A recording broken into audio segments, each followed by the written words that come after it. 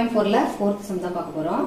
இந்த क्वेश्चन என்ன செய்ய சொல்லிருக்காங்க? approximate to அது ஒரு வேல்யூ கொடுத்திருக்காங்க. அது மாதிரி நம்ம சிம்பிளிஃபை பண்ணி காமிக்கணும்.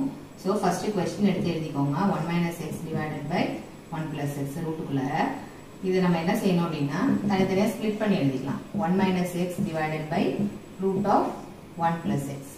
ஓகேவா? இது என்னன்னு செய்யலாம்? 1 - x இந்த ரூட்ங்கறது என்ன செய்யலாம்? பவர் 1/2. அதே மாதிரி இங்க இருக்குறத வந்து என்ன செய்யலாம்னா 1 plus x இது டினாமினேட்டர்ல இருக்குல அது நியூமரேட்டருக்கு கொண்டு போகும்போது அந்த பவர் halfங்கறது என்ன ஆயிடும்? -half ன்னு ஆயிடும். இப்போ இதுக்கு என்ன ஃபார்முலா அப்படினு முதல்ல நம்ம எழுதி வச்சுக்கலாம். So 1 - x whole power n க்கு என்ன ஜெனரல் ஃபார்முலா அப்படினு பாத்தீங்கன்னா 1 - nx plus n into n minus 1/2 factorial into x square minus dot dot dot. அதே மாதிரி 1 plus x whole power minus n. ஏன்னா இங்க இருக்கிற ஃபார்முலாஸ் நமக்கு என்ன தேவையோ அதை மட்டும் நம்ம எழுதிட்டா போதும். பைனாமியல் ஃபார்முலா எக்ஸ்பான்ஷன்ல ஓகேவா? இப்போ 1 plus x whole power minus n க்கு என்ன ஃபார்முலா அப்படினா 1 minus nx plus n into n plus 1/2 factorial into x square etc. நம்ம ஏன் x ஸ்கொயர் ஓட நிறுத்துறோம்னா நார்மலா ரெண்டு டேர்மே நமக்கு மேக்ஸिमम போதும். இங்க மூணு டேர்ம் வரைக்கும் எதுக்காக எழுதி இருக்கோம்னா நமக்கு ஆன்சர் வந்து என்னது x ஸ்கொயர் டேர்ம் வரைக்கும் வச்சிருக்காங்க. அதனால நம்ம என்ன செய்றோம் அப்படினா x ஸ்கொயர் வரைக்கும் இத எக்ஸ்பாண்ட் பண்ணிட்டோம்னா நமக்கு யூஸ்ஃபுல்லா இருக்கும்ங்கிறதுனால இந்த மாதிரி போட்டுருக்கோம். இப்போ என்னது இந்த ஃபார்முலாவை கொண்டு போய் இந்த ஈக்குவேஷன் நமக்கு வேணுங்கிற क्वेश्चन இருக்கு இல்லையா அதுல கொண்டு போய் ஒரு டேர்ம்ஸ் சப்ஸ்டிட்யூட் பண்ணி நம்ம என்ன செய்ய போறோம்? மல்டிப்ளை பண்ண போறோம். இப்போ இதுல சப்ஸ்டிட்யூட் பண்ணலாம். ஓகேவா? சப்ஸ்டிட்யூட் பண்ணுங்க. 1 - x whole power 1/2 இருக்கு இல்லையா? அப்ப என்ன ஆகும் அந்த இடத்துல இந்த क्वेश्चन எழுதிக்கோங்க. 1 - x divided by 1 plus x is equal to இது எக்ஸ்பாண்ட் பண்ணா என்ன கிடைக்கும்? ஃபர்ஸ்ட் ஃபார்முலா இருக்கு இல்லையா அதை யூஸ் பண்ணிக்கோங்க. அப்ப என்ன ஆகும்? 1 minus n க்கு பதிலா என்னது இங்க 1/2 ன்னு இருக்கு. 1/2 into x plus n க்கு பதிலா 1/2 into 1/2 minus 1 divided by 2 factorial. 2 factorialங்கிறது 2 into 1 ன்னு எழுதிக்கலாம். x square அப்படியே எழுதிக்கலாம். ஓகேவா? அடுத்து என்னது இருக்கு? 1 plus x whole power minus 1/2 ன்னு இருக்கு. அப்ப என்ன செய்யணும்? இந்த ஃபார்முலா யூஸ் பண்ணிக்கணும். ஓகேவா? 1 minus n இருக்கிற இடத்துல என்ன பண்ணனும்? 1/2 into x plus n இருக்கிற இடத்துல again 1/2 போட்டு சப்ஸ்டிட்யூட் பண்ணிக்க வேண்டியதுதான். 2 factorialங்கிறது 2 into 1 ன்னு எழுதிக்கலாம். ஓகேவா? இப்போதான் இந்த மூணு டேர்ம்ஸ் தான் நமக்கு இப்போ தேவை. இப்போ உள்ள ரெண்டு டேர்ம்ஸ் சிம்பிளிஃபை பண்ணிக்கங்க. 1 minus x/2 plus இங்க ஒரு 1/2 இருக்கும். நான் என்ன எழுதிறேன்? 1/2 இங்க ஒரு half 1ல half போனதுனா half ஆனா halfல மைனஸ் வரும். ஓகேவா? divided by 2 into x square.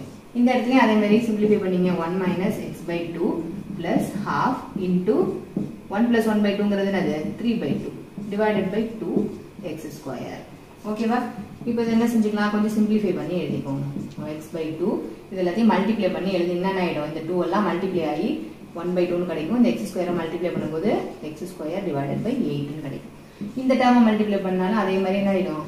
1/x2 இங்க 2 எல்லாம் டினாமினேட்டர்ல இருக்கும். சோ டிவைடட் பை 8 வரும். இங்க மேல நியூமரேட்டர்ல 3. சோ 3/8 x ஸ்கொயர் ன்னு கிடைக்கும். ஓகேவா? இப்போ என்ன செய்யணும் அப்படினா நம்ம ஒரு டேர்மையும் மல்டிப்ளை பண்ண போறோம். இந்த 1 ஆல இந்த மூணு டேர்மையும் மல்டிப்ளை பண்ணி எழுத போறோம். டேர்மையும் மல்டிப்ளை பண்ணி எழுதிக்கோங்க ஃபர்ஸ்ட். அப்ப இது என்ன ஆயிடும்? இந்த டிட்டோவா இந்த டேர்ம் அப்படியே வந்துரும். அடுத்து என்ன செய்ய போறீங்க அப்படினா இந்த -x/2 ஆல இங்க இருக்கிற டேர்ம்ஸ் எல்லாம் மல்டிப்ளை பண்ண போறீங்க. சோ -x/2 into 1 என்ன ஆகும் அப்படினா -x/2 ன்னு வரும்.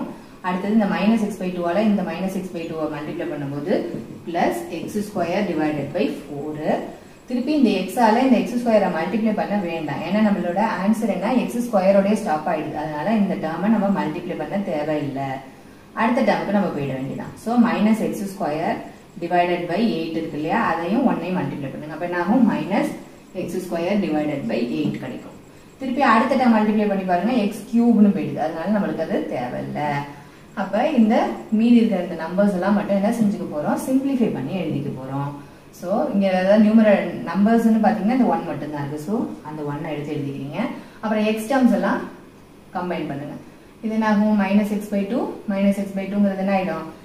-x ன்னு ஆயிடும். ஏன்னா half 1 இல்லையா? அதனால அடுத்தது பாருங்க இங்க 3/8 இருக்கு. இங்க x/4 இருக்கு. இங்க -x²/8 இருக்கு. அது எல்லாத்துக்கும் காமனா என்ன எல்சிஎம் பாத்தீங்கன்னா 8 கிடைக்கும். இங்க x² டேர்ம்ஸ் இல்லையா? அதனால x² ன்னு போடுங்க. இங்க 3 இங்க என்ன ஆயிடும்? 4 இருக்கனால 2 ஆல மல்டிப்ளை பண்ணீங்க நியூமரேட்டர் 8 கிடைக்கும். அந்த இடத்துல 1. சோ அப்ப ஆன்சர் 1 - x பிளஸ் இங்க என்னது 5 5 minus 1ங்கிறது 4 4 by 8 இருக்கும் 4 by 8 x square அடிச்சு போட்டீங்கன்னா 2 so 1 minus x plus x square by 2 approximately ஓகேவா அவங்க approximately தான நம்மள பண்ண சொல்லிருக்காங்க அதாவது தோராயமாக ஓகேவா இந்த ஆன்சரை கொண்டு வந்தாச்சு